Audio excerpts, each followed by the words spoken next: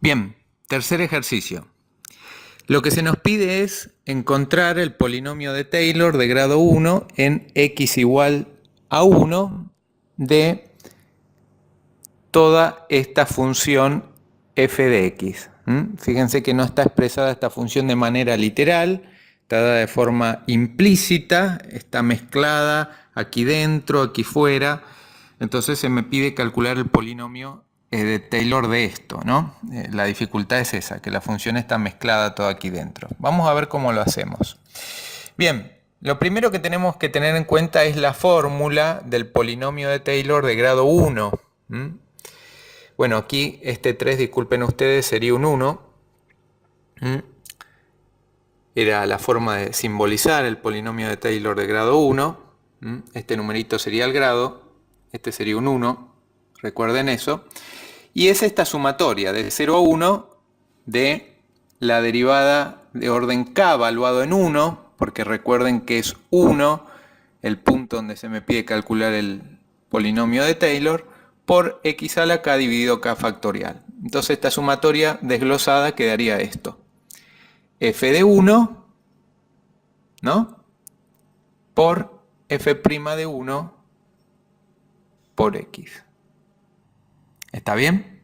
Recuerden que cuando k vale 0 nos estamos haciendo referencia a la función, que es este término. ¿Está bien? X a la 0 vale 1, así que acá nos queda f1 solito porque 0 factorial vale 1. Y bueno, aquí tenemos el otro término que sería para k igual a 1, la primera derivada valuada en 1 por x a la 1 dividido 1 factorial, que es 1. Así que lo que tenemos que hallar es f de 1 por f' de 1. Perdón, f de 1 y f' de 1. Son las dos incógnitas de este ejercicio. Bueno, para calcular f de 1 lo que voy a hacer es valuar todo esto, toda esta igualdad en 1. Voy a poner un 1 aquí, otro 1 aquí, otro 1 aquí, otro 1 aquí y otro 1 aquí arriba, en el límite superior de la integral. Vamos a hacer eso. Entonces, para calcular f de 1, valuamos todo en 1. Fíjense, 2 por 1 al cuadrado más 3 por 1 sería este. Por f de 1 es igual a e a la menos 1 más 1 más, fíjense, si evalúo todo esto en 1, me quedaría 2 por 1, 2, menos 1, 1, me queda esto. ¿Está bien? Esta integral vale 0, puesto que cuando los límites de integración coincidían, ustedes recuerdan que la integral vale 0. Esto me quedaría e a la 0, 1, así que todo esto me quedaría 5f1, esto vale 5, f1 igual a 1. De aquí sacamos que f1 vale 1/5. ¿Está bien? Bien, ahora tenemos que sacar f' de 1. Acá se complica un poquito más la cosa. Fíjense que no tengo manera de evaluar esto en una derivada, puesto que no figura aquí en ningún lado la derivada. Entonces lo que voy a hacer es derivar miembro a miembro. Voy a derivar esto y lo voy a igualar a la derivada de todo esto. ¿Está bien? Empecemos derivando esto. Esto es un producto, así que voy a aplicar la fórmula de derivada del producto. Voy a derivar esto, lo voy a multiplicar por la función y luego voy a copiar esto multiplicado por la derivada de la función. Me quedaría. Esto sería la derivada de esto por f de x más esto sigue igual por la derivada del primero. Bien. ¿Y a qué voy a igualar esto? A la derivada de todo esto. La derivada de esto es igual a e a la menos x más 1 por la derivada de acá arriba, me quedaría un menos. Entonces me queda esto. ¿Y qué es la derivada de esto? Acá es donde se complica la cosa.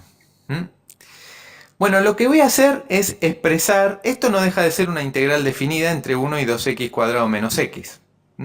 Así que yo puedo expresar esto según la regla de Barrow como la primitiva de f valuado en todo esto menos la primitiva de f valuado en 1.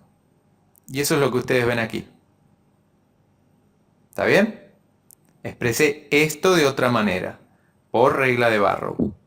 La primitiva, esta f, vendría a ser la primitiva de esta f, valuado en 2x cuadrado menos x menos f de 1. Todo esto derivado. ¿Está bien? Recuerden que había derivado miembro a miembro. Bien, sigamos operando. Esto sigue igual. Esto sigue igual. Y fíjense que aquí puedo, como tengo una resta, la derivada de una resta es la resta de las derivadas. Así que sería, puedo distribuir, digamos así,